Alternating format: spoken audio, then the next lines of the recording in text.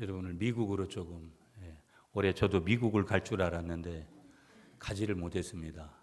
내년에는 갈 수 있는지 모르겠는데 여하튼 그냥 설교 속에서 여러분을 미국 못 가신 분들하고 같이 가보도록 하겠습니다. 밴더빌트 대학이라고 여러분 있는데 뭐 미국 워낙 유명한 대학들이 많으니까요. 그 대학에 한 교수님이 계신데 그분은 크리스천입니다. 경건한 그리스도인인데요. 그분의 이름이 누구냐면 메디슨 체럿이라는 분입니다. 수학 교수님이신데요. 이분이 학생들에게 항상 시험을 칠 때 뭐 이제 곧 중간고사 칠 때가 다 되오잖아요. 4월 말이니까 4월 달이니까 4월 말쯤에 그렇게 치는데 저도 신학교 다닐 때 보면 컨닝 많이 하는 친구들 많이 있습니다. 신학교는 컨닝 안 할 줄 아시죠, 여러분? 신학교도 컨닝 다 합니다. 신학생들이 그런 거예요.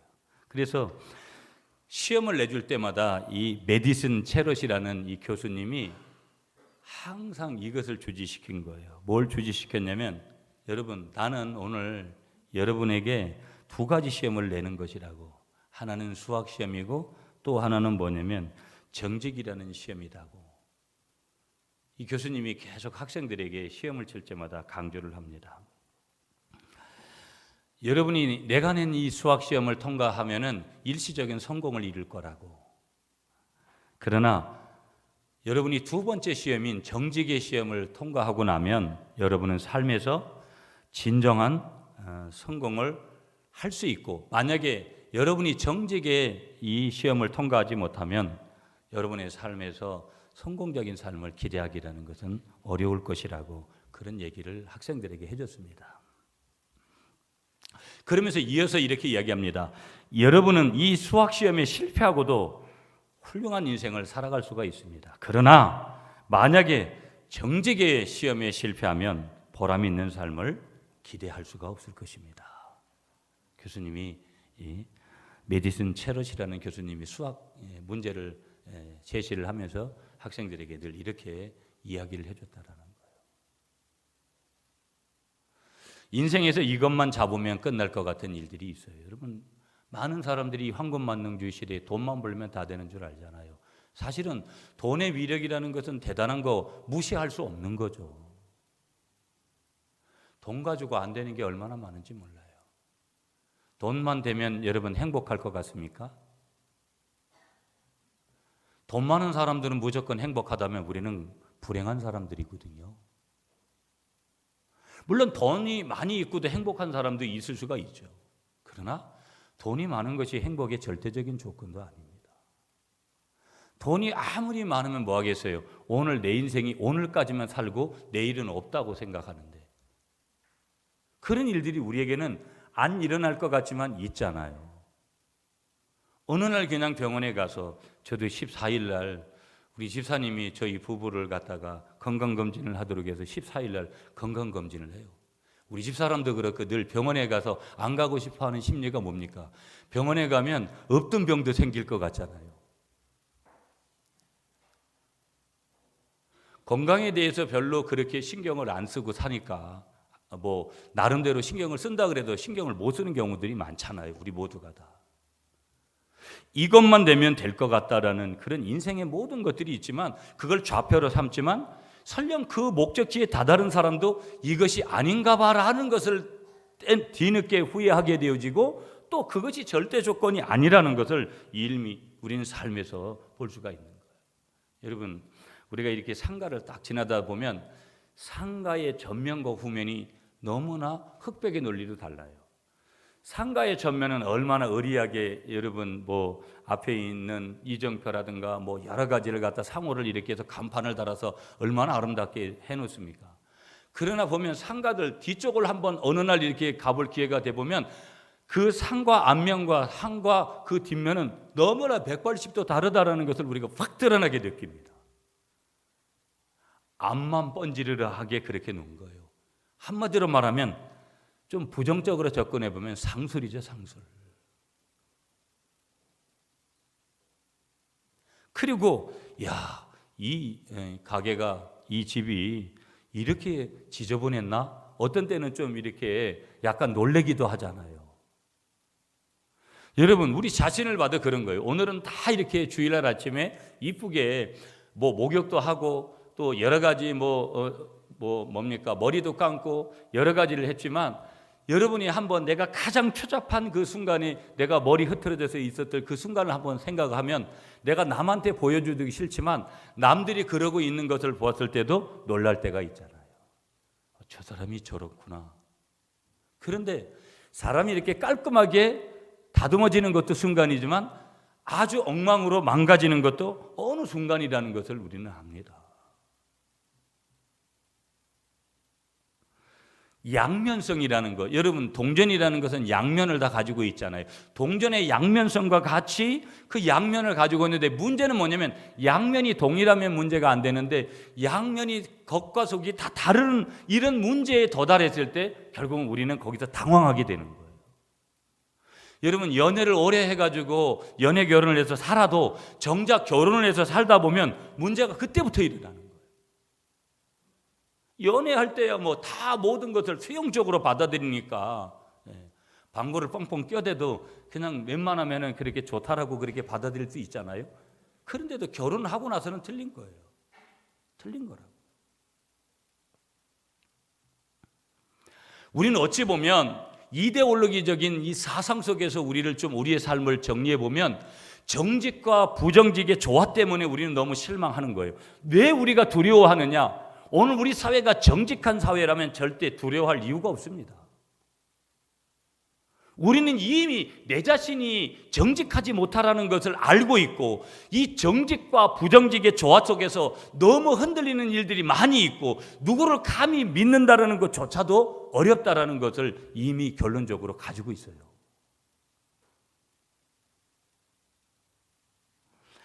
여러분 오늘 이 아침에 한번 질문할게요. 오늘 우리는 한 부부를 보잖아요. 아나니아와 삽비라는 부부를 오늘 한번 볼 건데요. 이 부부가 왜 이렇게 죽게 될까?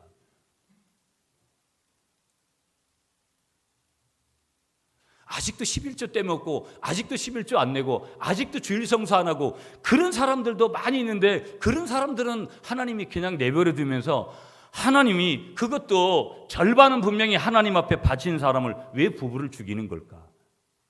우리는 여러분 아이러니라는 것을 분명히 여기서 느낄 수밖에 없거든요. 오늘 이 아침에 좀 진지해지면서 여러분에게 먼저 이런 질문을 한번 해보도록 하겠습니다. 여러분 자기를 향해서 솔직하게 한번 생각해 보세요. 오늘 나는 정직한가? 오늘 나는 정직한가? 물질에 대해서든 사람의 관계에 있어서든 말에 대해서든 행동에 대해서든 마음 씀씀이에 대해서든 신앙에 대해서든 모든 것에 대해서 오늘 나는 정직한가? 물론 누구 앞에서냐? 하나님 앞에서. 누구 앞에서냐? 사람 앞에서. 오늘 나는 정직한가? 여러분 정직하십니까? 정직하세요? 참 중요한 질문입니다. 여러분 정직하냐라는 거죠. 아니면 부정직하냐 이 말이에요. 둘 중 안에 하나를 우리는 붙들어야 되니까 정직한가 부정직한가. 아니 어찌 보면 이미 부정직한 거는 사실인데 내가 부정직한 현실을 내가 인정을 하고 내가 정직하려고 지금 몸부림을 치는 그런 예수쟁이인가? 또 한 번 질문을 해봐야 되고요. 나에게 예수 믿는 사람으로서 그리스도인답게 살려고 하는 행동 양식이 특별하게 내게 보이고 있는가? 그리스도인답게 믿는 사람답게 예수의 자녀들답게 살고자 하는 특별한 그런 행동 양식이 나에게 있는가? 때로는 나도 선의의 거짓말을 하고 때로는 나도 거짓말을 하고 정직하지 못할 때가 있는데 그래도 그리스도인답게 살아보려는 그런 행동 양식이 좀 특별한가? 아니면 평범한가? 그런 것마저도 없는가? 우리가 한번 이 물음표를 한번 던져봐야죠. 아멘이십니까 여러분? 그렇다고 너무 쫄지 마시고요. 네. 여러분 사도 바울을 통해서 하나님 이런 말씀을 주세요. 한번 따라하겠습니다. 악은 모든 모양이라도 버리라. 명령형이에요.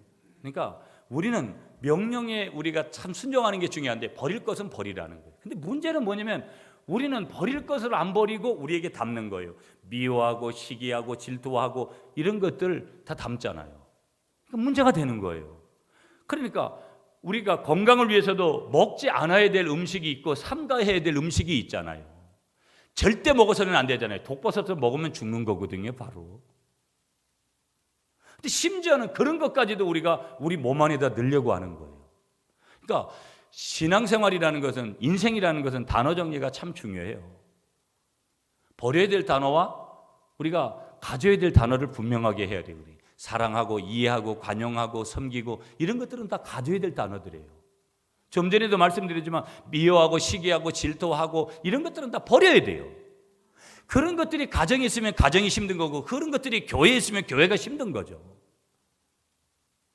그러나 우리가 붙들어야 될 단어들이 있으면 적어도 내가 정직이라는 이 프레임의 그 틀을 가지고 내가 모든 붙들어야 될 것을 붙들고 있으면 그 속에서 성령의 역사가 있고 성령의 기름 부으심이 있고 하나님의 역사가 있고 하나님의 사랑이 있고 하나님의 절대적인 은혜들이 그 속에 넘쳐나게 되는 줄 믿습니다. 그래서 하나님은 사도 바울을 통해서 뭐라고 말씀하시느냐? 악은 모든 모양이라도 버리라는 거예요. 명령하는 거예요. 선택권 주지 않았습니다. 절대 악에 대한 선택권 주지 않았어요. 대적하라는 거예요. 그래서 제가 오늘 설교의 제목을 내 안에 있는 거짓을 대적하라. 조금은 강한 표현 같지만 이런 설교 제목을 좀 이렇게 제가 잡은 거거든요. 하나님은 사도 바울을 통해서 우리에게 분명히 말씀하세요. 악은 모든 모양이라도 버려라. 여러분 가만히 자신을. 오늘도 제가 조금 설교 시간이 조금 더 일찍 올라오고 그래야 되겠다 기도를 하고, 너무 여러분 삶의 자리들이 이렇잖아요. 보면 좀 잔잔해야 되는데 잔잔하지 않은 거예요. 너무 복잡한 게 많고 너무 많은 스트레스가 있고, 여러분들도 한 주간 스트레스 많이 받고 생활했지만 저도 엄청난 스트레스가 오는 거예요. 물론 신앙적인 거 목양을 하는 것 때문에도 오지만 기타 등등 여러 가지.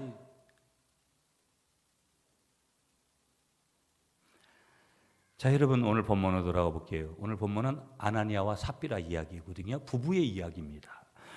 오늘 사도행전 5장 1절부터 11절까지 보시면 초대교회 안에서 일어났던 한 부정직한 사건이 지금 기록되고 있는 것을 보게 됩니다. 아나니아와 삽비라 부부의 부정직한 사건을 지금 하나님께서 다루시고 있는데요. 이 부부의 문제가 뭐냐면 거짓말을 찾자라는 거예요. 거짓말. 사도 베드로 앞에서 하나님 앞에서 거짓말을 찾다라는 것이죠. 근데 이 거짓말은 반만 거짓말입니다. 뭐냐면 무슨 얘기냐면 반은 정직한 거예요. 반은 하나님 앞에 밭을 팔아가지고 바쳤으니까 반은 정직한 거예요. 근데 반은 부정직한 거예요. 반의 문제가 있는 거예요. 우리는 확률이라는 것을 가지고 생활할 때가 많아요. 아니 반쯤만 했어도 잘한 거지 뭐. 그래서 자기 합리화를 시킬 때가 많아요. 특히 죄 앞에서는 우리는 더 그러려고 해요. 어떻게 10가지를 다 하면서 살 수 있어? 사람이 오늘같이 이 시대에 우리가 어떻게 그렇게 다 하면서 살아갈 수 있습니까? 못합니다. 그러면서 한 반쯤 하면 굉장히 자기가 괜찮은 사람으로 착각을 할 때가 있어요. 성경은 그렇게 말하고 있지 않아요. 10가지 중에 하나를 잘못해도 그것은 불순종이라고 이야기하고 있는 것이죠. 아멘이십니까 여러분? 그러니까 반은 정직한 거고 반은 부정직한 건데 이 부부가 오늘 보면 아나니아라는 사람, 남편을 먼저 보면은요, 이 남편인 이 아나니아라는 사람이 교회 앞에 밭을 팔아서 생긴 돈을 바치면서 사실은 일부를 자기를 위해서 감추어 두고는 모든 것을 바친 것처럼 꾸몄다라는데 문제의 발단이 시작되는 거예요. 여러분, 남자든 여자든 오늘날 딴 주머니를 차잖아요. 그래서 요즘은 다 우리도 많은 분들이 부부가 맞벌이를 하지만 네가 버는 것은 네가, 내가 버는 것은 내가. 이건 성경적이지 않아요.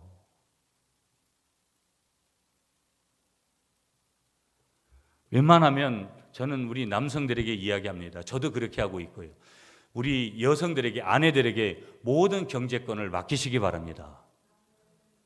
참, 별로 감이 안 오시나 보네. 참 공감이 안 되시나 본데 그건 알아서 하세요. 그거는 어떻게 들으시든지. 그러나 저는 그것이 성경적이라고 보거든요. 저도 그렇게 하고요. 그렇게 해요. 근데 이 남자가 먼저 이게 일을 친 거죠. 물론 모든 일에 남자가 앞서서 일을 하는 것은 맞는데요. 문제는 뭐냐면 그렇게 하는 그것 때문에 뭐예요? 아나니아와 삽비라 부부는 하나님의 징계를 받아서 더 무서운 말씀이 뭐예요? 세상을 떠나는 비극을 맞이하게 됐다는 거예요. 참 이게 성경을 이렇게 딱 처음 대하는 분이 이런 게 다 있나? 이렇게 볼 수 있어요. 이 성경 사도행전 5장 1절부터 11절의 내용을 이렇게 가만히 보면. 잘 보세요, 여러분. 우리는 본문을 읽을 때마다 의문점이 생기는 거예요. 어떤 의문점이 생기냐면 그것은 하나님을 향한 아이러니죠. 아니, 하나님이 이러실 수가 있는 거야? 이런 하나님이라면 대번에 문자적으로 성경을 보다 보면 처음 예수를 믿는 분이 이 성경을 대하면 나 이런 예수 안 믿어. 나 이런 하나님이라면 안 믿을 거야. 약간은 하나님이 지나치다라는 표현을 누구든지 다 할 수 있어요.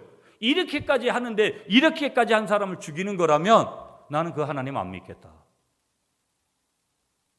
얼마든지 그렇게 생각하시는 분의 생각을 공감할 수 있거든요. 보면은요. 특히 문제가 뭐냐면 오늘 이슈가 뭐냐면 거짓말이거든요. 아니 이 세상에 거짓말 안 치는 사람이 어디 있고 거짓말을 다 쳤는데 특히 거짓말에 대해서 그렇게 심각한 죄로 받아들이지 않는 우리 특히 동양권, 그래서 선의의 거짓말이 있고 이런 것을 가지는 이 동양권에서 이런 것을 이해한다라는 것은 동양권 문화에서는 이 성경 본문을 더 이해하기가 어려운 거예요. 동양권에서는 최고의 범죄가 뭐냐면 성적인 죄거든요. 그리고 어떻게 보면 약간 거짓말 친 것은 너 거짓말 쳤지? 다음부터는 그러면 용서 안 할 거야? 항상 그렇게 이해를 하는 것은 뭐냐면 자기도 거짓말을 치면서 살거든요.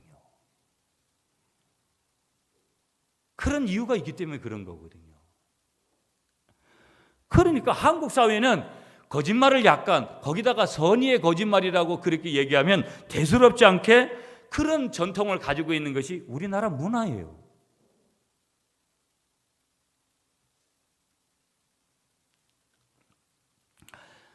우리는 여기서 오늘 하나님께서 이 아나니아 삽비라 부부의 이야기를 통해서 주시고자 하는 그런 사건의 의미를 한번 좀 봐야 돼요. 먼저 오늘 본문의 사건은요 하나님의 본보기로서의 의미를 가지는 거예요. 하나님이 본보기를 보여주는 거예요. 내가 한번 어떤 본보기로다가 어떤 사건을 한번 보여준다 이런 얘기를 한번 들으실 때 있잖아요. 본보기가 된다라는 거. 하나님이 오늘 모든 믿는 자들에게, 믿지 않는 자들에게, 모든 이 땅의 교회들에게, 그 당시 교회들에게 본보기의 의미를 지닌 사건으로 하나님께서 다루시는 사건이 오늘 사도행전 5장 1절부터 11절에 나오고 있는 아나니아와 삽비라 부부의 사건이라는 거예요. 다시 말하면 자기의 소유를 하나님께 바치려는 아주 좋은 동기에도 불구하고 그것을 부분적으로 속였다는 사실 때문에 하나님이 생명까지 거두어 가실 필요가 있었는가? 이 질문 앞에 우리를 다시 세우면서 하나님은 본보기로 우리에게 말씀하시는 거예요. 다시 말하면 다시 의문에 나는 도달하게 되는데 왜 그러느냐? 왜 하나님께서는 이 사건을 초대교회 안에 허용을 그렇게 하시고 성서 안에 그렇게 기록을 하셨느냐? 이 질문을 가지면서 왜 모두가 다 그런 질문을 가질 수밖에 없으니까 이 사건이 주는 두 가지 의미를 통해서 여러분이 좀 깨달으시라 이 말이에요. 두 가지 의미가 뭐냐면 첫째 뭐냐? 첫 번째 의미가 이거예요, 여러분. 자, 성경으로 가셔서 4절 말씀을 한번 읽어 주십시오. 사도행전 5장 4절 시작.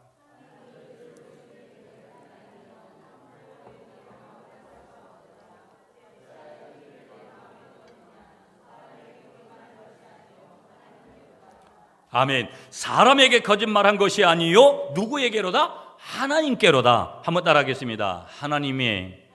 하나님 되심을 보여주신 사건이다.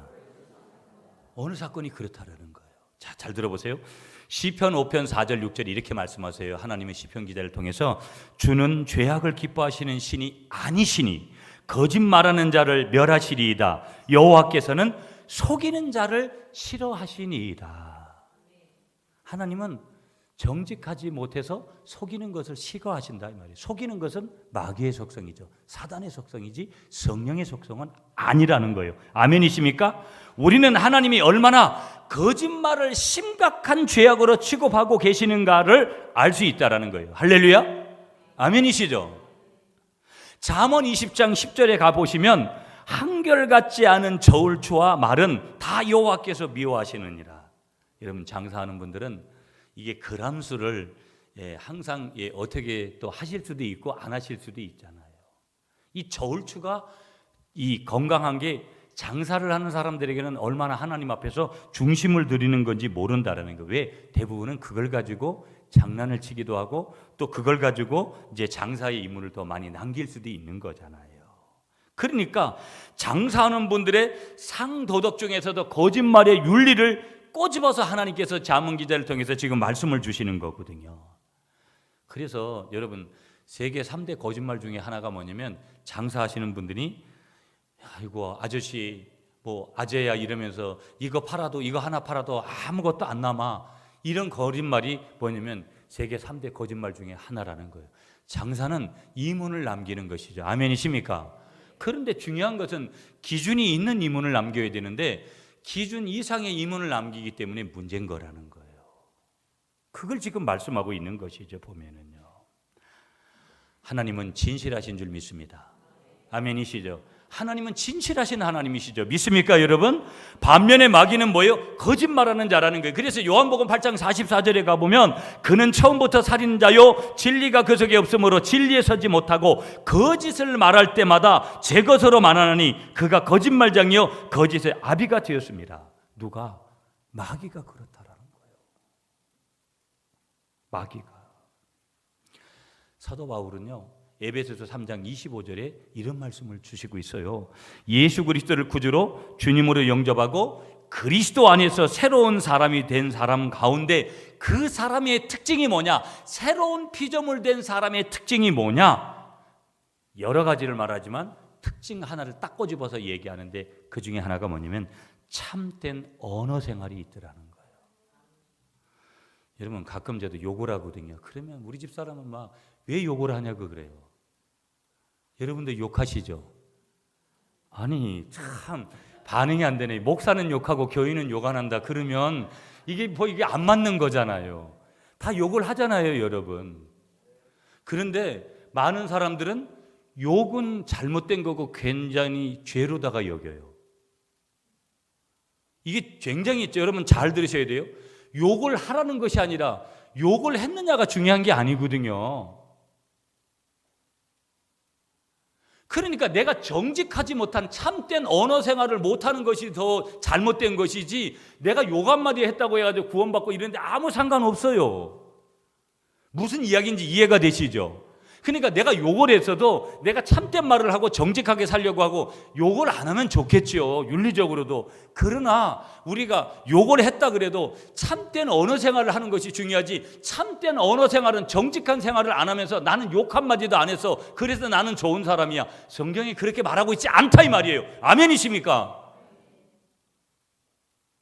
그러니까 욕을 내가 몇 마디 했어도 내가 사람답게 정직하게 살면 그 사람이 더 옳은 줄 믿습니다.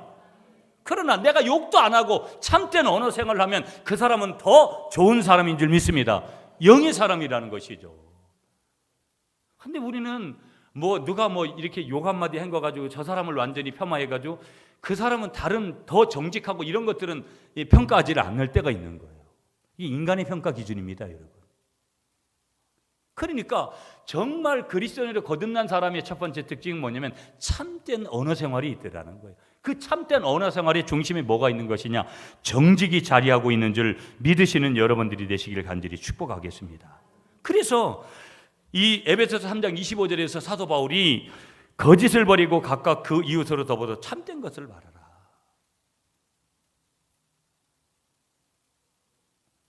거짓말을 밥 먹듯이 하는 사람들이 있어요. 여러분, 제가 목회를 하면서도 교인들이 거짓말을 정말 많이 합니다.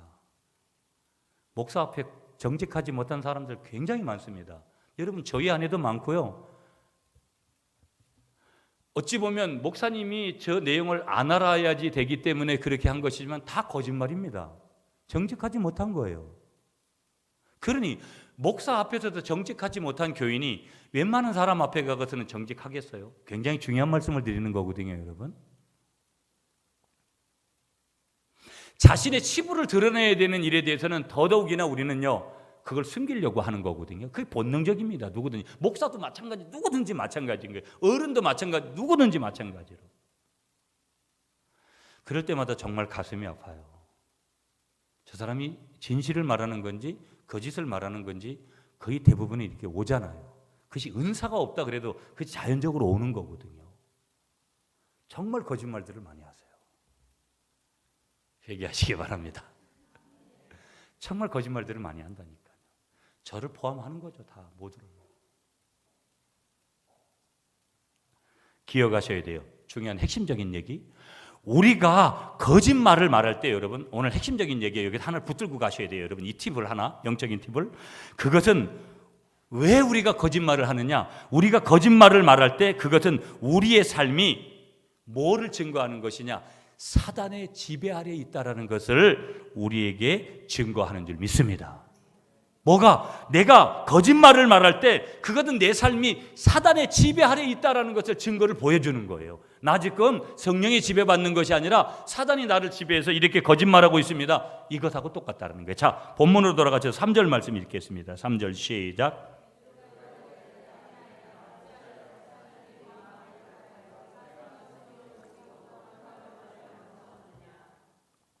자, 보세요. 아나니아와 삽비라 부부의 거짓말의 배후에 누구의 영향력이 있었습니까? 사탄의 영향력이 있었어요. 여기 그랬잖아요. 3절에 아나니아야 어찌하여 사탄이 내 마음에 가득하여. 그러니까 내가 거짓말하는 그 순간은 누가 나를 지배하는 거예요? 내 안에 계신 성령님은 탄식하고 있고 내 안에 있는 뭐가? 사단과 마귀가 결국은 나를 지배하는 거예요. 그래서 로마서 7장에서 사도 바울은 오호라 나는 공고한 사람이라다. 이 사망의 법에서 누가 나를 건져낼 것이냐. 우리 안에는 늘 두 자아가 있는 거예요. 성령을 쫓아서 정직하게 살려고 하는 자아가 있고 마귀를 쫓아서 마귀의 지배 아래서 부정직하게 살려고 하는 욕구 두 개 막 싸우는 거예요. 그래서 인간적으로 막 계산이 들어가가지고 내가 욕심이 생기면 결국은 사단이 역사하는 것이죠. 내가 손해를 보더라도 내가 하나님 앞에 정직하게 되겠다. 그러면 성령이 역사하는 것이죠. 아멘이시죠? 3절의 말씀이 그런 거예요.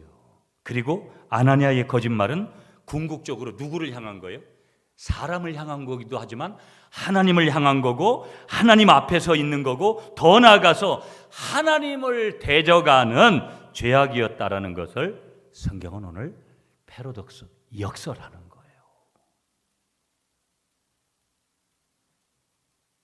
극히 잘못됐다고, 극히 거짓말이라고 그렇게 지금 말씀하고 있는 것이죠. 그러므로 우리는 참으로 하나님께 속해 있는 삶을 사는지의 여부라는 거, 내가 지금 하나님 앞에 속해서 내가 하나님의 방법대로 하나님의 말씀대로 지금 살아가고 있는가의 여부는 우리가 우리의 언어 생활에서 얼마나 진실한가 아니한가, 언어의 밑바탕이 흐르고 있는 우리의 생각, 언어의 밑바탕이 흐르고 있는 동기에서 얼마나 진실한가에 달려있다 해도 지나친 말은 아니라는 거예요. 여러분, 거짓을 생각하는 그 생각이라는 게 옳겠어요? 거짓을 바라보는 그 속에서 오는 그런 동기라는 게 옳겠어요? 다 안 좋아지는 건 당연한 것 아니겠어요? 그러므로 하나님은 이 사건을 통해서 하나님은 공의의 하나님이다. 절대 어떤 거짓말에 대해서도 하나님은 그 모든 거짓을 공의로 심판하신다. 하나님의 하나님 되심을 보여주시는 사건인 줄 믿습니다. 또 한 가지 사건이 뭐냐? 11절입니다, 여러분. 11절 말씀 시작. 온 교회와 이 일을 듣는 사람들이 다 크게 두려워하니라. 아멘. 하나님께서, 한번 따라하겠습니다. 하나님께서 교회의 순결을 보호하신 사건입니다. 아멘이십니까? 여러분, 이 당시 초대교회는 너무 어렸습니다. 여러분, 우리 옛말에 3살 버릇 언제까지 간다? 80까지 간다 그랬어요. 그러니까 우리 왜 모든 습관들은 언제 생긴 거예요? 어릴 때 생긴 거예요. 그러니까 어릴 때 이 3살 전에 교육이라는 것이 얼마나 중요한지 모른다라는 거예요. 모든 게 다 그때 생겨버리는 거예요. 그때 버릇. 평생의 도덕성이 그 어린 나이에 생기는 거예요. 평생의 도덕성이. 그러니까 하나님께서는 지금 이 초대교회를 바라보시면서 이 유아기 상태에 있는 초대교회에 속임수와 부패가 통하기 시작한다면 끝장이잖아요. 이 교회의 장래는 보나마나 뻔하다라는 것을 누가 하신 거예요? 주님이 하신 거예요.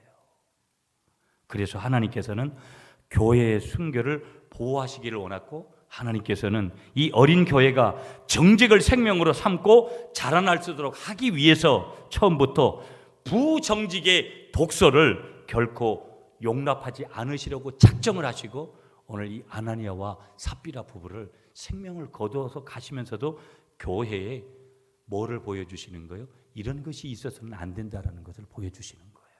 아멘이십니까? 자, 그러면 우리는 여기서 비극의 원인을 짧게 몇 가지만 보면서 오늘 결론에 이르도록 할게요. 자, 오늘 비극의 원인 첫 번째가 2절이에요. 2절 말씀 시작.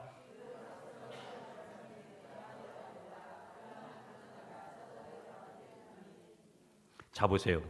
한번 따라하겠습니다. 하나님보다 사람을 더 의식했습니다.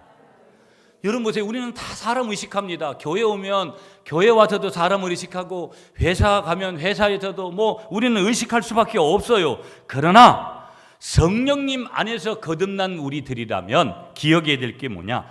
반드시 사람보다도 하나님을 더 의식해야 될 줄로 믿습니다.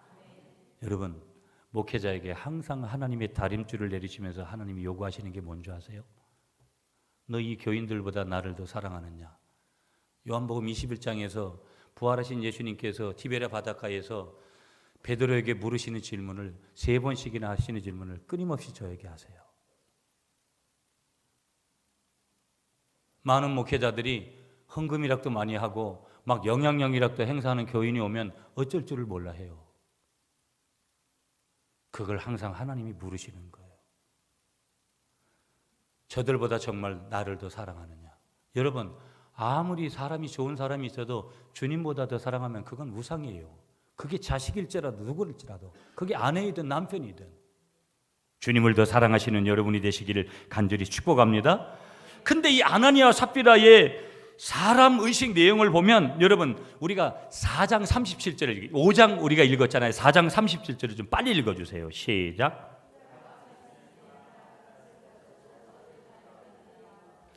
여러분 거기 누가 그렇게 한 거예요? 바나바가 그렇게 한 거예요. 그러니까 바나바가 자기 밥 팔아가지고 전부 갖다가 바치니까 그때 그걸 누가 본 거예요?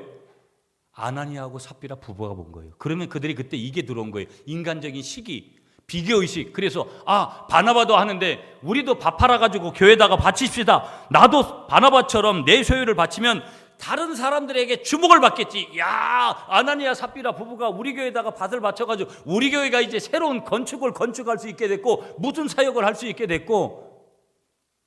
가끔 교회 이런 분들이 있습니다. 이런 거예요 지금.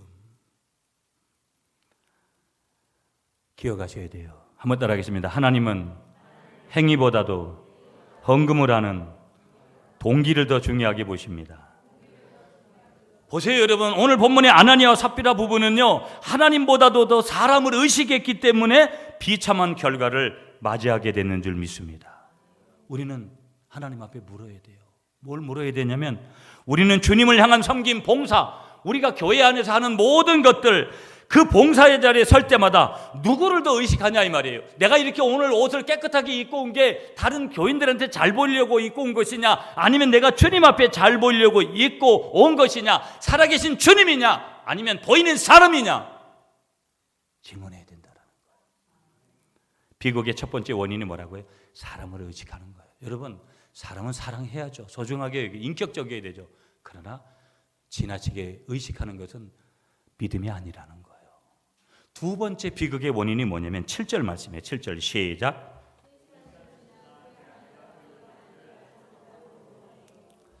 한번 따라하겠습니다. 부부의 영적 트러블 때문입니다.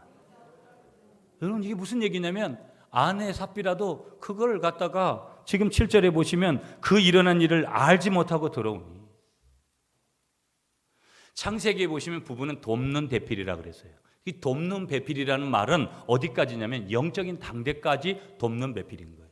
예수 똑바로 못 믿으면 그때 여러분 욕을 해야 돼요. 뭐라고 욕을 해야 돼요? 죄송합니다. 이거 편집하세요. 미친놈 예수 똑바로 믿어. 이렇게라도 해서라도 예수 잘 믿게 해야 된다 이 말이에요. 아멘이십니까? 그때 그 욕은 절대 우리가 생각하는 죄가 아니라 이 말이에요. 무슨 내용인지 이해가 되시죠? 이게 서로 영적인 교감이 돼야지 이해가 되는 거니까. 굉장히 중요한 말씀입니다, 여러분. 하나님 앞에 범죄하고 있는데 그걸 괜찮아 이렇게 하는 건 안 된다. 그때는 욕을 해서라도 뭐예요? 그렇게 하면 안 된다. 회개하고 돌아오라고 얘기하는 게 뭐라는 거예요? 돕는 배필이라 이 말이에요. 그 얘기 때문에 제가 하는 거예요. 여러분한테 자꾸 욕하라는 얘기가 아니라. 여러분 보세요. 그 잘못된 얘가 오늘 아나니아 삽비라고 잘못된 얘가 누구예요? 성경에 이세벨하고 아합이잖아요. 1절을 보세요, 여러분. 1절 말씀 시작. 아멘. 거기 뭐라 그래요? 더불어. 더불어 이 말은 같이 그랬다 이 말이에요. 여러분 2절 말씀 보세요. 2절 시작. 그 값에서 얼마를 감추매 그 안에도 알더라. 여기까지 시간이 없어가지고 그 안에도 알았잖아요. 그러면 아나니한테 뭐라 그랬어요? 제가 좀 전에 가르쳐 드렸잖아요. 또 하기는 싫어서 그렇게 해서라도 못하게 막았어야 되잖아요. 아니 목사가 돼가지고, 아니 장로가 돼가지고, 아니 안수집사가 돼가지고 하나님 앞에 그럴 수 있느냐고. 이때는 강력하게 평상시에 눌렸던 것을 한번 이렇게 얘기를 해야 되잖아요. 그걸 못한 거예요. 예, 제가 이번 주간에 부활절이었잖아요. 근데 저희 집 사람이 헌금은 저희 집 사람이 하는데 이 절기헌금을 좀 적게 했더라고요. 왜 그랬냐 그랬더니 돈이 없어서 헌금을 적게 했다는 거예요. 제가 막 뭐라 그랬습니다. 막 뭐라 그랬죠. 이때는 그렇게 해야 된다 이 말이에요. 아멘이십니까? 의미들 아시죠? 마지막 한 가지 보고 결론 갈게요. 8절 시작.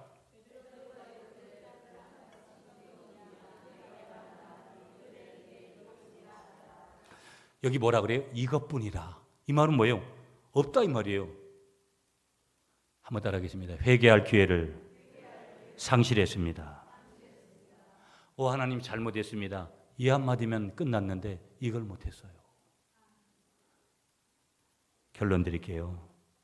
거짓은 결코 은폐될 수 없다라는 거예요. 아멘이십니까 여러분? 아브라함 링컨은요, 거짓은 잠깐 통할 수 있지만 영원히 통할 수는 없는 것이다. 여러분, 하나님은 오늘 정직한 자를 찾고 계세요. 사회가 너무 이미 도를 넘었잖아요. 어떻게든지 우리가 몸부림쳐야 될 것은 부정직의 자리에서 정직의 자리로 와서 하나님이 주시는 귀한 은혜를 나누셔야 될 줄 믿습니다.